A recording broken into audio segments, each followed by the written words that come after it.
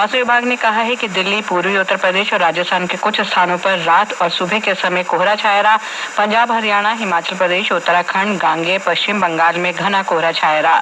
विभाग ने आज तमिलनाडु, पुडुचेरी और कराईकल में गरज के साथ तेज बारिश होने का अनुमान व्यक्त किया है। अगले 2-3 दिन में उत्तराखंड, पूर्वी उत्तर प्रदेश, छत्तीसगढ़, मध्य प्रदेश, तटीय आंध्र प्रदेश और यानम में बारिश हो सकती है।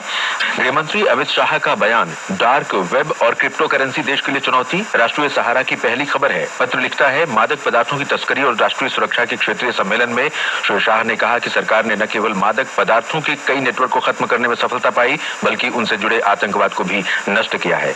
अयोध्या में रामलला की प्राण प्रतिष्ठा के 1 वर्ष पूरा होने पर अमर उजाला ने सुर्खी बनाई है, वैदिक मंत्रोच्चार के बीच रामलला का पंचामृत से अभिषेक। पत्र के अनुसार अयोध्या में जिस मुहूर्त में बालक राम की हुई थी प्राण प्रतिष्ठा, उसी शुभ घड़ी में महाआरती। देश में 52% हिस्से में भूजल बढ़ा, दोहन में कमी हिंदुस्तान की खबर है। पत्र लिखता है, जल संरक्षण के लिए किए जा रहे प्रयासों के परिणाम अब जमीन पर दिखने लगे हैं। राष्ट्रीय युवा दिवस पर लगभग सभी अखबारों ने विशेष आलेख दिए हैं। देशबंधु की खास खबर है, देश की सबसे ऊंची हवाई पट्टी पर आपात लैंडिंग के लिए तैयारी पूरी। पत्र के अनुसार लद्दाख के न्योमा में अगस्त तक उतरेंगे सभी लड़ाकू विमान। कल से शुरू हो रहे महाकुंभ पर दैनिक भास्कर कहता है, 45 दिन तक रोज लाखों मंत्र, जाप और आहुतियां होंगी। पत्र के अनुसार हजारों साधु संतों और सिद्ध योगियों के तप से अलौकिक होगा गंगा, यमुना, सरस्वती का संगम। राष्ट्रीय राजधानी में कल हुई बारिश पर नवभारत टाइम्स की टिप्पणी है, घने कोहरे के साथ हुई सुबह, दोपहर से रात तक बारिश। हिंदुस्तान कहता है, पश्चिमी विक्षोभ के सक्रिय होने से बदला मौसम। आज कई राज्यों में बारिश की चेतावनी जारी। पत्र के अनुसार पहाड़ों पर बर्फबारी से कांपा उत्तर भारत। लोकसभा अध्यक्ष ओम बिरला ने वैश्विक परिदृश्य में भारत के युवाओं के बढ़ते महत्व पर बल दिया है। लोकसभा अध्यक्ष ब्रिटेन की यात्रा के दौरान कल लंदन में एक कार्यक्रम में भारतीय छात्रों को संबोधित कर रहे थे। अयोध्या की सड़कें त्रेता युग का स्मरण करा रही है। 4 लेन 6 लेन की सड़कें, सरयू मैया के घाट पूरे देश को अपनी ओर आकर्षित करते हैं। राम जी की पेड़ी, अब सरयू जी का जल वहीं पे सड़ता नहीं है, बल्कि एक ओर से आता है, दूसरी ओर से वापस सरयू मैया में लौट करके श्रद्धालुओं को पुण्य का लाभ प्रदान कर रहा है। प्रधानमंत्री नरेंद्र मोदी ने कहा है कि विकसित भारत युवा नेता संवाद देश के युवाओं को राष्ट्र के विकास यात्रा में शामिल करने की अनूठी पहल है। श्री मोदी ने युवा और खेल मामलों की राज्य मंत्री रक्षा खडसे का राष्ट्रीय युवा उत्सव 2025 और विकसित भारत युवा नेता संवाद पर लिखा एक लेख साझा करते हुए कहा कि इस कार्यक्रम का उद्देश्य विकसित भारत के सपने को साकार करने के लिए युवाओं में ऊर्जा, रचनात्मकता और नेतृत्व को दिशा प्रदान करना है। आज राष्ट्रीय युवा दिवस के अवसर पर प्रधानमंत्री नई दिल्ली में भारत मंडपम में विकसित भारत युवा नेता संवाद में भाग लेंगे।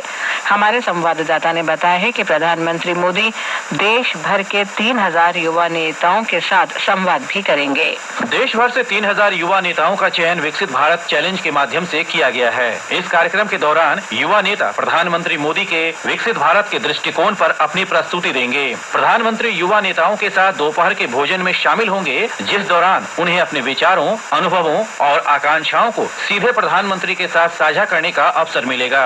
इस दौरान प्रधानमंत्री मोदी प्रतिभागियों द्वारा 10 विषयों पर लिखे गए सर्वश्रेष्ठ निबंधों का संकलन भी जारी करेंगे। इनमें प्रौद्योगिकी, महिला सशक्तिकरण, विनिर्माण और कृषि जैसे विषयों पर निबंध शामिल है। विकसित भारत यंग लीडर्स डायलॉग युवा नेताओं को देश के भविष्य को लेकर अपने विचारों को साझा करने के लिए नीति निर्माताओं, राष्ट्रीय और वैश्विक हस्तियों के साथ सीधे जोड़ने का अवसर प्रदान कर रहा है। मध्य प्रदेश में युवाओं के लिए आज से स्वामी विवेकानंद युवा शक्ति मिशन का शुभारंभ किया जा रहा है। इसका उद्देश्य राज्य के युवाओं को उनके कौशल ज्ञान और समग्र विकास को बढ़ाने के अवसर प्रदान करके उन्हें सशक्त बनाना है। भारत आधिकारिक सांख्यिकी के लिए बिग डाटा और डाटा साइंस पर संयुक्त राष्ट्र के विशेषज्ञों की समिति में शामिल हो गया है। भारत अब आधिकारिक सांख्यिकीय उद्देश्यों के लिए बिग डाटा और डाटा साइंस का उपयोग करने में वैश्विक मानकों तरीकों और प्रथाओं को स्वरूप देने में अपना योगदान देगा। एक रिपोर्ट। सांख्यिकी मंत्रालय ने कहा है कि विशेषज्ञों की समिति में भारत का शामिल होना देश के सांख्यिकी पारिस्थितिकी तंत्र के लिए महत्वपूर्ण कदम है। विशेषज्ञों की समिति में देश की सक्रिय भागीदारी, डेटा इनोवेशन लैब की स्थापना और वैकल्पिक डेटा की खोज सहित इसकी अग्रणी पहलों को उजागर करेगी। संयुक्त राष्ट्र के विशेषज्ञों की ये समिति बिग डेटा के लाभ और चुनौतियों की जाँच के लिए बनाई गई थी, जिसमें सतत विकास लक्ष्यों पर निगरानी और रिपोर्टिंग की क्षमता शामिल है। भारतीय जनता पार्टी ने दिल्ली विधानसभा चुनाव के लिए 29 उम्मीदवारों की दूसरी सूची जारी कर दी है। पूर्व विधायक कपिल मिश्रा को करावल नगर से, हरीश खुराना को मोती नगर से और हाल ही में आम आदमी पार्टी से भाजपा में शामिल हुई प्रियंका गौतम को कोंडली से टिकट दिया गया है। कुल 70 विधानसभा सीटों में से भाजपा ने अब तक 58 सीटों के लिए उम्मीदवारों की घोषणा कर दी है। दिल्ली चुनाव आयोग आगामी दिल्ली विधानसभा चुनाव में बुजुर्गों और दिव्यांगों को मतदान के दिन घर से मतदान केंद्र तक पिक एंड ड्रॉप की सुविधा उपलब्ध कराएगी। चुनाव आयोग ने इस पहल को लेकर दिशा निर्देश भी जारी किए हैं। इसके लिए हेल्पलाइन नंबर, मोबाइल ऐप और व्हाट्सएप नंबर जारी किए गए हैं। शिवसेना उद्धव ठाकरे गुट ने सांसद संजय राउत ने कहा है कि उनकी पार्टी मुंबई, ठाणे, पुणे और नागपुर के नगर निगम सहित स्थानीय निकाय चुनाव अकेले ही लड़ेगी। मुंबई में पत्रकारों से बातचीत में उन्होंने कहा कि पार्टी को अपनी ताकत का आकलन करने की जरूरत है। उन्होंने कहा कि पार्टी प्रमुख उद्धव ठाकरे ने इन क्षेत्रों में बिना किसी गठबंधन के चुनाव लड़ने का सुझाव दिया है। उन्होंने बताया कि यह निर्णय लिया गया है कि पार्टी को संगठन मजबूत करने के उद्देश्य से नगर निगमों, जिला परिषदों और नगर पंचायतों में स्वतंत्र रूप से चुनाव लड़ना चाहिए। अंतर्राष्ट्रीय प्रवासी उत्तराखंडी शिखर सम्मेलन आज देहरादून में आयोजित किया जाएगा। दिन भर चलने वाले इस कार्यक्रम का उद्घाटन मुख्यमंत्री पुष्कर सिंह धामी करेंगे। हमारी संवाददाता ने बताया है कि 17 देशों के 60 से अधिक प्रवासी उत्तराखंडियों ने शिखर सम्मेलन में भाग लेने के लिए पंजीकरण कराया है। भारतीय अंतरिक्ष अनुसंधान संगठन इसरो द्वारा अंतरिक्ष डॉकिंग प्रयोग स्पेडेक्स करने के लिए प्रक्षेपित किए गए 2 उपग्रह एक रोमांचक दौर में पहुंच गए हैं। दोनों उपग्रहों के बीच की दूरी केवल 15 मीटर रह गई है। इसरो की एक सोशल मीडिया पोस्ट के अनुसार STX-01 चेजर और STX-02 टारगेट के बीच सिर्फ 50 फीट की दूरी है। 30 दिसंबर को प्रक्षेपित स्पेडेक्स मिशन का उद्देश्य छोटे अंतरिक्ष यान का उपयोग करके अंतरिक्ष में डॉकिंग का प्रदर्शन करना है। स्पेडेक्स के सफल प्रदर्शन से भारत जटिल तकनीकों में महारत हासिल करने वाला चौथा देश बन जाएगा।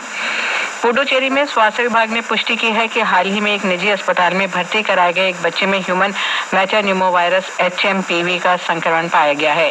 केंद्र शासित प्रदेश के स्वास्थ्य विभाग की एक विज्ञप्ति के अनुसार इस बच्चे को पूरी तरह ठीक हो जाने के बाद छुट्टी दे दी गई है। स्वास्थ्य अधिकारियों ने बच्चे के माता पिता को एहतियाती मार्गदर्शन प्रदान किया है और लोगों को आश्वस्त किया है कि स्थिति नियंत्रण में है।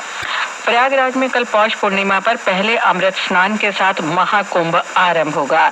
इस भव्य आयोजन के लिए सभी तैयारियां पूरी कर ली गई हैं। हमारे संवाददाता ने बताया है कि प्रयागराज में विभिन्न स्थानों पर घने जंगल विकसित किए गए हैं ताकि महाकुंभ में आने वाले श्रद्धालुओं के लिए शुद्ध हवा और स्वस्थ वातावरण सुनिश्चित किया जा सके। सरकार द्वारा पिछले 2 वर्षों में जापानी मियावाकी तकनीक का उपयोग करके कई ऑक्सीजन बैंक स्थापित किए गए थे, जो अब हरे भरे वन में बदल गए हैं। इन प्रयासों से प्रयागराज में न केवल हरियाली बढ़ी है, बल्कि वायु गुणवत्ता में भी सुधार हुआ है। पिछले 2 वर्षों में शहर में 10 से अधिक स्थानों पर 55,000 वर्ग मीटर से अधिक क्षेत्र में पेड़ लगाए गए हैं। सबसे बड़ा वृक्षारोपण नैनी औद्योगिक क्षेत्र में किया गया है, जिसमें 63 प्रजातियों के लगभग 1,20,000 पेड़ हैं, जबकि शहर के सबसे बड़े कूड़ा डंपिंग यार्ड की सफाई के बाद बसवार में 27,000 पेड़ लगाए गए हैं। यह परियोजना न केवल औद्योगिक कचरे से छुटकारा पाने में मदद कर रही है, बल्कि धूल, गंदगी और दुर्गंध को भी कम कर रही है। ये जंगल जैव विविधता को भी बढ़ावा दे रहे हैं। BCCI ने इंग्लैंड के साथ आगामी 5 मैचों की 2020 श्रृंखला के लिए 15 सदस्यीय टीम की घोषणा कर दी है। सूर्य कुमार यादव टीम के कप्तान होंगे। अक्षर पटेल को उप कप्तान बनाया गया है। मोहम्मद शमी की 1 साल से अधिक समय के बाद टीम में वापसी हो रही है। श्रृंखला का पहला मैच 22 जनवरी को कोलकाता में खेला जाएगा। महिला क्रिकेट में भारत और आयरलैंड के बीच 3 एकदिवसीय मैचों की श्रृंखला का दूसरा मैच आज गुजरात के राजकोट में खेला जाएगा। मैच सुबह 11 बजे शुरू होगा। पुरुष हॉकी इंडिया लीग में कल 2 मुकाबले खेले गए। Indian super league football tournament में आज मुंबई में जमशेदपुर फुटबॉल क्लब और मुंबई सिटी के बीच मुकाबला होगा। मैच शाम 7:30 बजे से शुरू होगा।